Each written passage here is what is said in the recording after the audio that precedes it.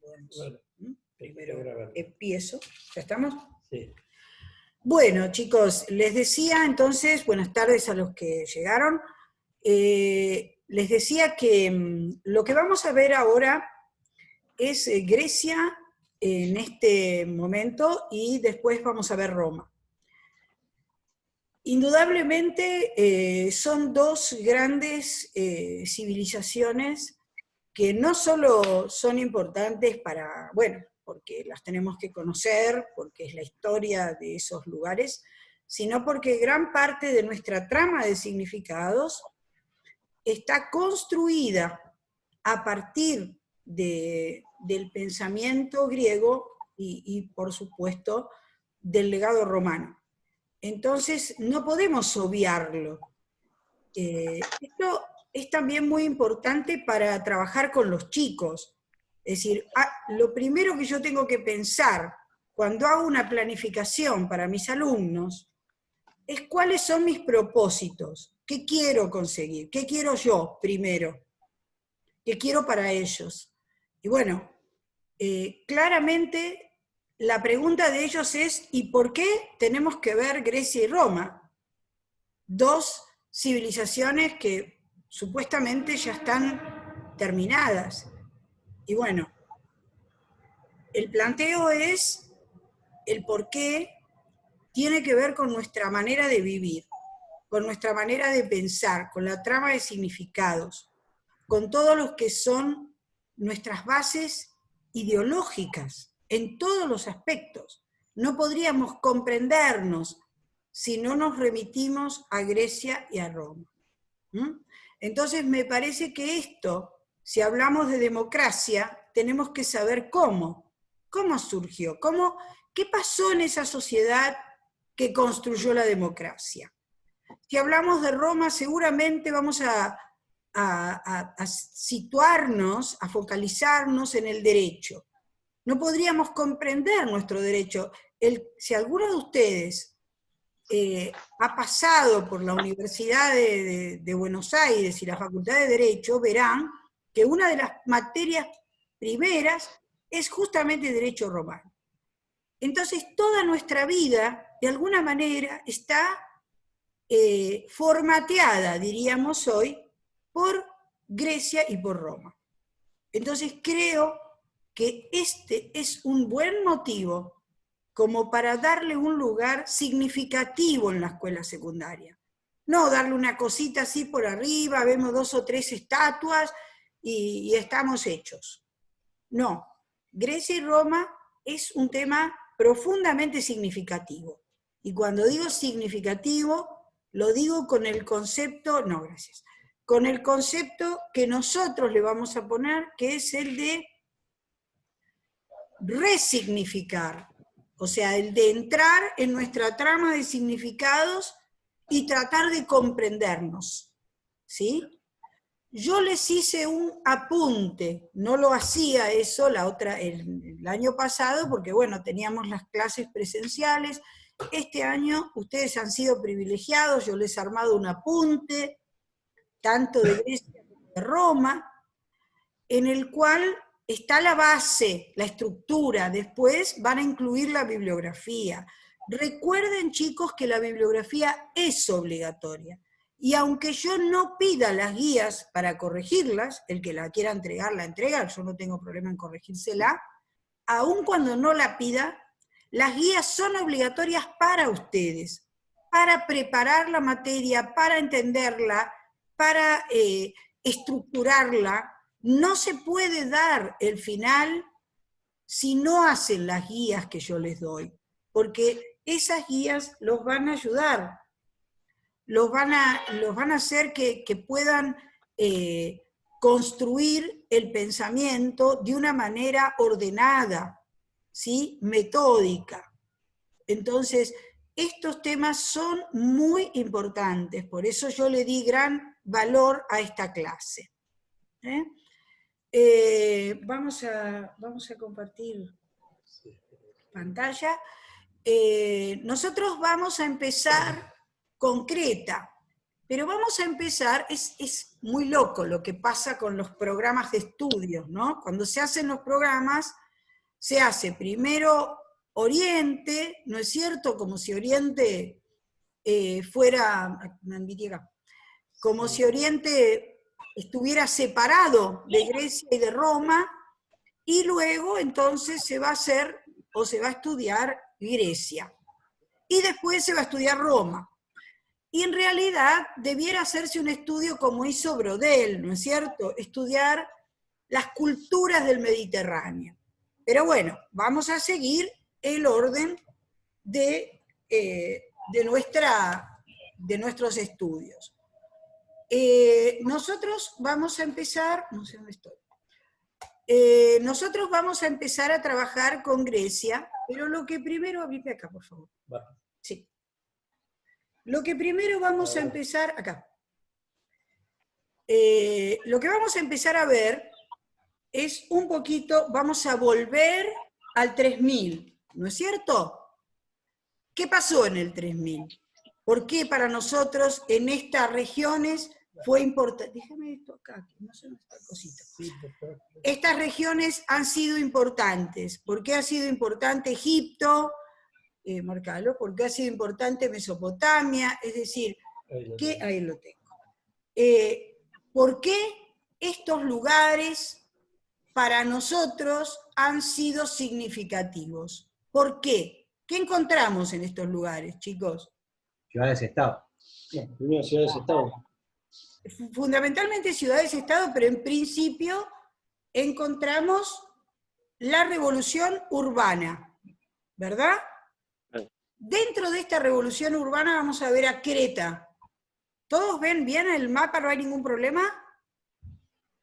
Sí, se ve bien. Sí. Bien. Entonces, vamos a pasar a aquella lista de Child.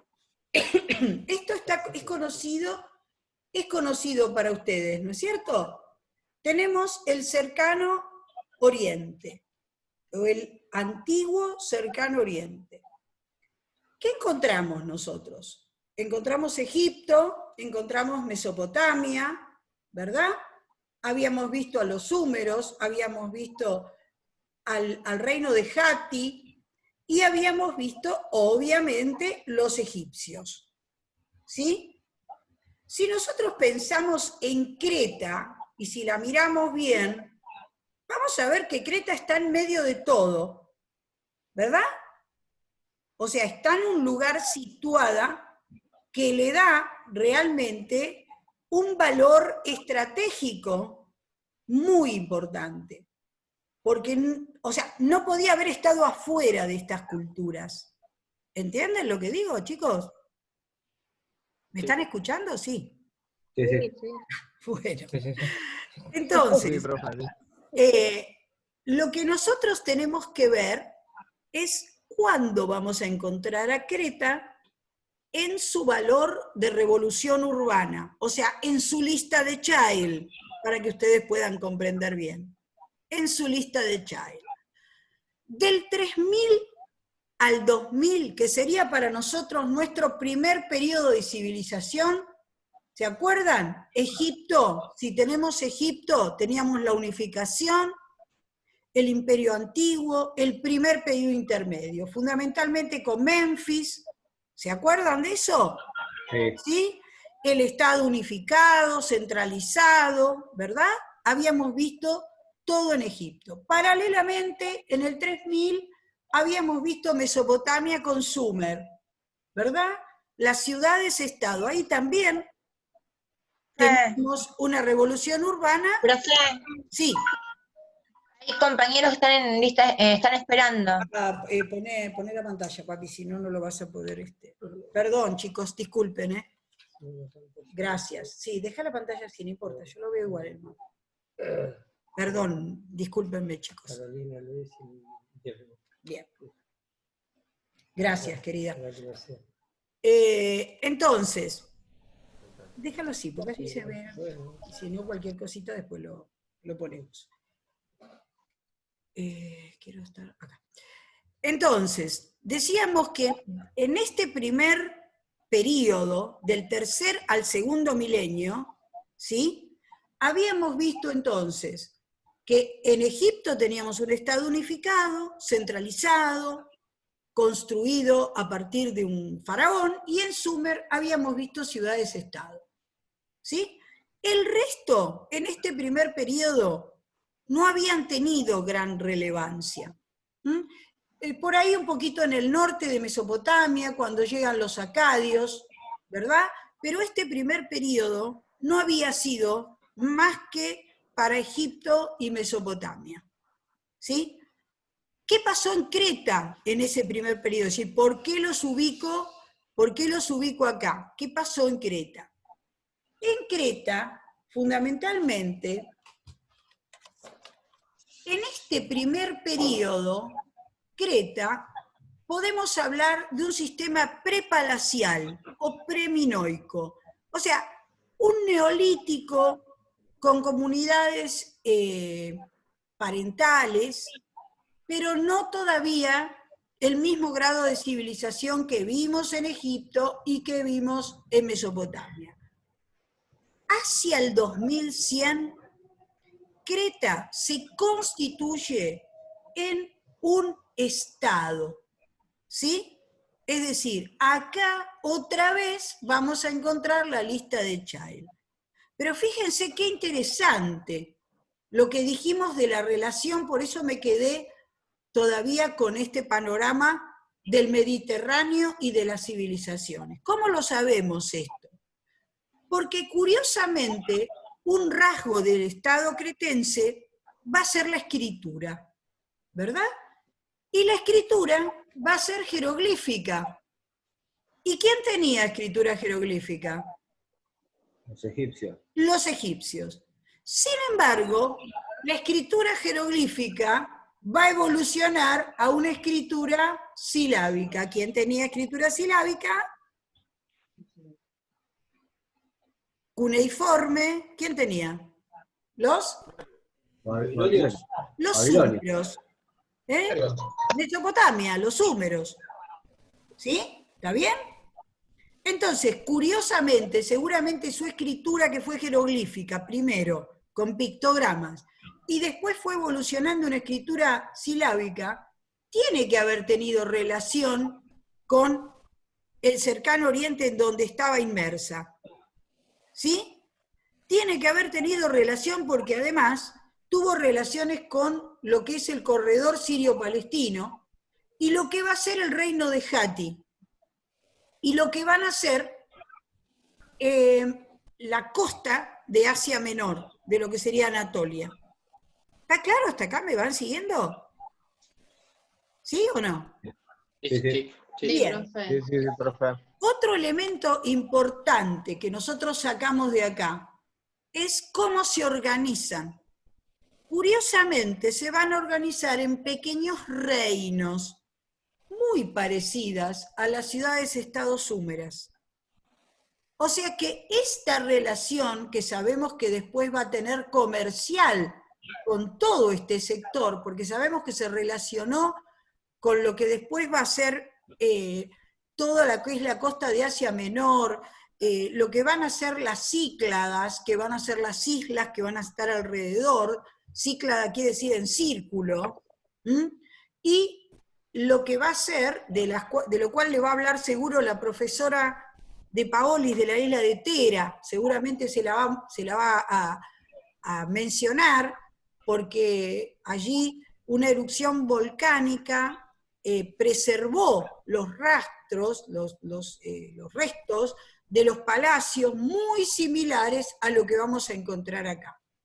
Entonces, para hablar de Creta, tenemos que saber que no está sola en el medio del Mediterráneo, sino que además hay una conexión con el resto de las islas. Vamos entonces a la isla de Creta. ¿Cómo se organiza Creta? Creta, ustedes acá van a ver que hay palacios, algunos palacios principales, otros secundarios, va a haber templos también, ¿no es cierto? Aquí en este mapa ustedes tienen señalizados, de los cuales el más importante va a ser, vamos a marcar, ¿a dónde estamos? El de Knossos, ¿sí? el palacio de Cnosos. Parece ser que ese palacio puede haber pasado lo mismo que pasó en Sumer. ¿Se acuerdan que decíamos que había ciudades que hegemonizaban sobre las demás? Bueno, es muy probable que este palacio, de alguna manera, sirviera un poco del palacio principal, al cual se le subordinaban los otros. De cualquier forma, no estamos hablando de un pueblo guerrero, de ninguna manera. Parece ser que eran bastante pacíficos, no hay murallas, las murallas han venido después, no hay murallas, y tampoco hay un lugar del templo muy significativo en el palacio. Es decir, sabemos que estaba el templo, sabemos que había una religión muy cercana a las diosas femeninas, también como en Sumer. Fíjense qué curioso, ¿no? Porque en realidad no sabemos qué lengua hablaba este pueblo. No se pudo descifrar su escritura lineal A, que después les voy a contar cómo se encuentra, ¿sí? Pero lo que sí sabemos es que en este pueblo, el rey, o sea, primero un pueblo mediterráneo. ¿Por qué? Bueno, porque está en el Mediterráneo. No sabemos qué lengua hablaba. Los súmeros tampoco lo sabemos. Sabemos que eran asiánicos porque estaban en el Asia, pero no encontramos conexión con otro pueblo. Acá pasa lo mismo, ¿sí? Y el rey, al cual le llaman Minos, un poco tomando los testimonios de la Ilíada y la Odisea, ese rey no tiene, digamos, es un rey importante, pero aparentemente parecía que no había un sistema, si bien había diferencias sociales, una sociedad jerarquizada, no parece haber habido esclavitud, por ejemplo. Sabemos que había un palacio que era el centro de la vida. Ese palacio, ustedes saben que de alguna manera redistribuía la economía y fundamentalmente, y vamos a las imágenes, Creta. Cerramos el mapita, después lo vamos a volver a abrir por ahí. Cosa que no sabemos cómo vamos a hacer, pero ya va a llegar, chicos. Les decía entonces que las imágenes. Creta, ahí está. Vamos al palacio. Al palacio. Sí, vamos a empezar con el palacio. Acá, ¿no es cierto? Sí. Muy bien. Bueno, debe haber otra un poquito mejor o la podemos agrandar. No, debe haber otra mejor. Pasala. Pasala.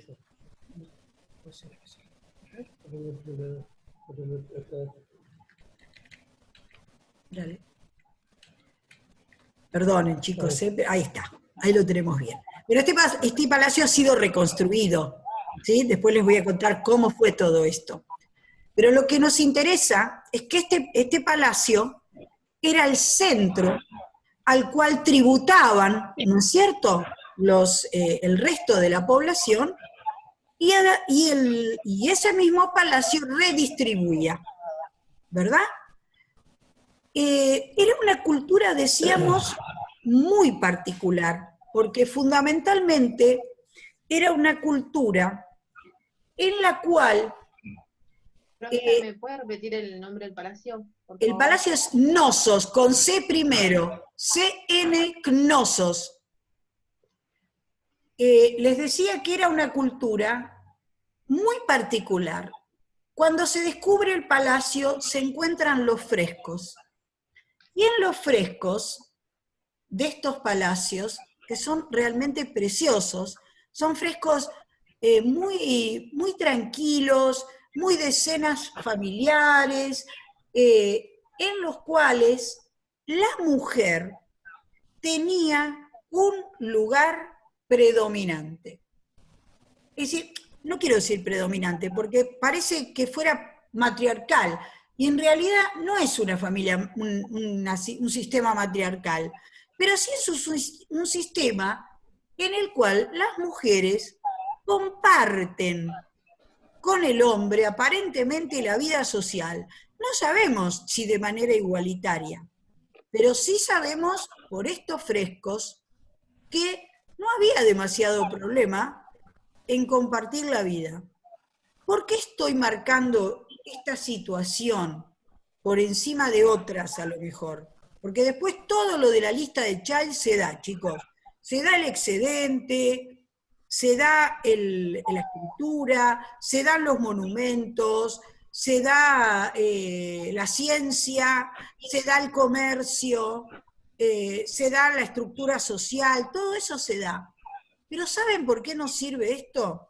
Nos sirve para comprender, y esto vamos a tener nosotros una clase acerca de eso, que el género no es biológico, sino histórico. La construcción del género, el papel, el rol de la mujer y el rol del varón, la construcción de las relaciones entre los sexos y de las representaciones culturales o simbólicas de esa relación, tienen que ver con la historia, no con la biología. ¿Sí?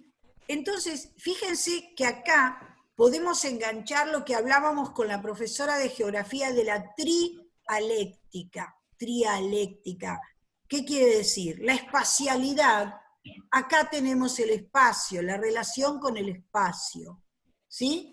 Las relaciones, la socialidad, cómo vemos o podemos imaginar cómo eran las relaciones. Y vemos también, de alguna manera, la historicidad. ¿Por qué digo esto? Porque después esto se va a perder. Y probablemente se va a perder para siempre, hasta hoy. Entonces, este es un gran ejemplo para mostrarle a los chicos que el género tiene que ver con la historia, no con la biología. ¿Sí? Entonces tenemos una cultura, volvemos, con una organización política en un rey que se llama Minos, con una nobleza que ejerce el culto, que no tiene un papel muy significativo en ese gobierno. O sea que probablecamente no haya necesitado este rey Minos para legitimarse, para ponerse por encima, no haya necesitado a lo mejor una legitimación tan grande de esos cultos, que además tenían divinidades femeninas. Fíjense qué interesante que es esta cultura. Una cultura que no es guerrera, muy parecida a los súmeros, no tiene nada que ver una con la otra, o sea, no se han encontrado elementos comunes de lengua ni de nada de eso. Pero lo que sí vemos es que la trama de significados de ambas culturas son muy similares en esos aspectos. ¿Sí? ¿Hasta acá estamos en claro? No sé si las vimos todas, sí, ¿no? En esto las vimos todas. Profe, me perdí una parte de Minos. ¿Cómo? Cuando hablaba de Rey Minos. Me perdí una parte cuando hablaba de Rey Minos. El rey Minos. La civilización suele llamarse, nosotros le vamos a llamar época de Creta, para diferenciarla. Suelen llamarla civilización minoica, ¿sí? ¿Por qué? Porque se habla de hay una mitología, una leyenda del rey Minos y del toro de Minos, ¿sí? Yo les voy a poner un video muy lindo, que hay un link, se los voy a poner en la plataforma para que ustedes lo tengan y lo vean cuando quieran. Entonces, ese rey va a ser un rey que va a ser un poco como un rey sumer. De ninguna manera es un rey dios, ni aparentemente no tiene un poder omnímodo sobre los demás. Sí hay diferencias sociales, pero no se encuentra muy claro la idea de esclavitud. Eso es muy importante en esta civilización que llamamos cretense. ¿Sí? Vamos a los mapas, ¿puede ser? Sí. Entonces, ¿hasta acá vamos bien? ¿Me siguen? Sí. Dijimos que tenía escritura y que teníamos escritura lineal B. Lineal A, perdón. Vamos a ir acá. Sí, vamos a ir acá. Por favor. Sí, pero Atenas y Esparta, pero en la parte micénica. Está bien. Ahí está. Muy bien, después yo igual lo paso. ¿Qué pasó con esta cultura? ¿Qué pasó con esta civilización que en realidad uno puede decir, estamos hablando del 2100 más o menos al 1600, o sea que tenemos 5 siglos, chicos, duró 5 siglos, y claramente dejó huellas en lo que después fue la civilización que va a venir posteriormente. A ver. Profe, Sí, de decime. todos modos, el lineal A nunca se pudo descifrar, se descifró el lineal B por lo que se interpreta. Nunca se pudo descifrar. Pero ¿sabés por qué no se pudo descifrar? Porque no conocemos qué lengua hablaban. Claro. ¿Entendés? Lo único que se pudo saber es el lineal B. La lineal, ahora lo voy a explicar por qué todo eso se pudo saber. ¿Sí? Okay. Voy a pasar al otro mapita. A ver si lo encontramos. Discúlpenme, chiquitos, pero acá está. Entonces, el tema es así. Creta, la lengua de Creta no la conocemos. Nos pasa lo mismo con los etruscos. Tenemos un montón de tablillas, pero no sabemos qué dicen. Sí lo sabemos en lineal B y ahora después les voy a explicar por qué. ¿Qué es lo que pasa en el 1600? En realidad pasa un poco antes del 1600. Yo les dije, ¿se acuerdan? Del 3000 al 2000 primer periodo. Del 2000 en adelante, ¿con qué iniciamos el segundo periodo? ¿Con qué lo iniciamos? ¿Con la llegada de quiénes? ¿De los pueblos indoeuropeos de la primera oleada? ¿Qué traen esos pueblos? El caballo y el carro. Bueno, muy bien. Después vamos a ver si es cierto eso. Después vamos a ver si es cierto que decimos eso. Estos pueblos vienen del este de Asia Menor. Y en realidad estos pueblos dijimos que estaban probablemente en las estepas rusas. ¿Sí? ¿Qué hacen estos pueblos? Estos pueblos se van a ir al Asia Menor y van a formar el reino de Hatti, o el reino hitita, con capital en Hattusha. ¿Se acuerdan que tenía relación con el rey de Egipto? Que nosotros lo habíamos visto con Akenatón. Hay cartas del rey Akenatón con el rey Xupiluliuma de Egipto. De Hatti. ¿Sí? Bien. ¿Qué es lo que hacen estos pueblos indoeuropeos? Se empiezan a situar los aqueos, jonios y eolios en las costas de Asia Menor, porque en el centro está el imperio de Hatti, en las costas de Asia Menor, y llegan hacia Grecia, y van a formar lo que conocemos con el nombre, no sé si en ese lo dice, del Argólide. Sí, ¿lo es cierto? Por acá podemos tener. Van a situarse, si lo debe decir por acá, mira, acá. Bien.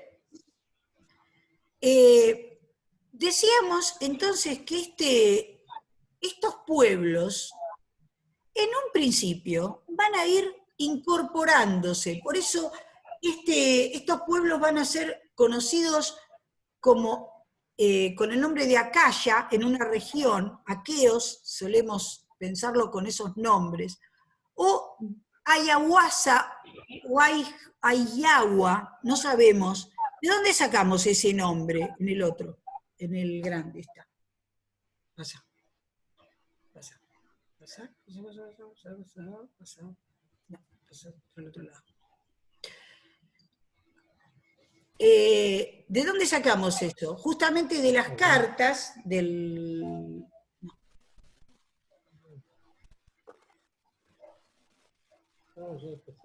No.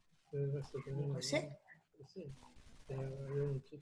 Bueno, que espere un poquitito. Acá, Acá tenemos que tener la Argólide, y ahí dice Ayahuasca, que es como llamaban a los pueblos los eteos, el reino de Hatti, ¿sí? Que ahí lo tienen, ¿sí? El reino de los hititas. ¿Cómo sabemos esto? Por un archivo que se encontró en Hatti, en los eteos, con cartas en las cuales hablan de esos pueblos, ¿sí? Y lo llaman así, con este nombre. Léelo. Ayahuasca. Bueno, con ese nombre tan raro, creemos que se referían a esos pueblos. En realidad no lo sabemos, pero creemos que se referían a esos pueblos. En un principio, esos pueblos, en la Argólide, ahí no dice Argólide. Bien, ahí está. la luz allá. Ahí está, perfecto. Discúlpenme, chicos, lo que pasa es que yo trabajo por instrumento, no veo un comino.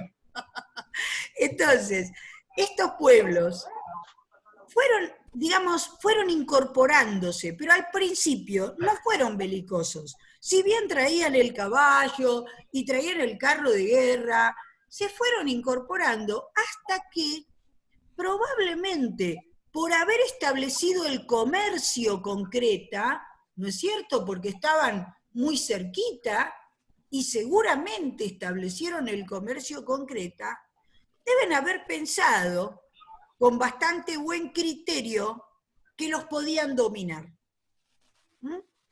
Y de hecho, los dominaron, porque pasó un poco como pasó con Sumer, ¿no es cierto? Que llegaron todos los pueblos y los dominaron, pero Creta mantiene, de alguna manera, su aporte cultural.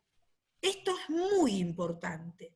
Por eso a esta nueva época le vamos a llamar Cretomicénica.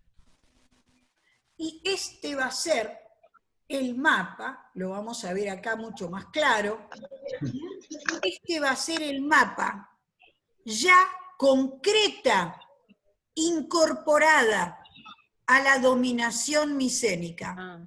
¿Sí? Estamos hablando de 1600 más o menos, para que tengan una idea. ¿Sí? O sea, de 2100 a 1600, la civilización cretense se dio sin ningún problema, vivió tranquila, comerciando y con una vida cultural riquísima.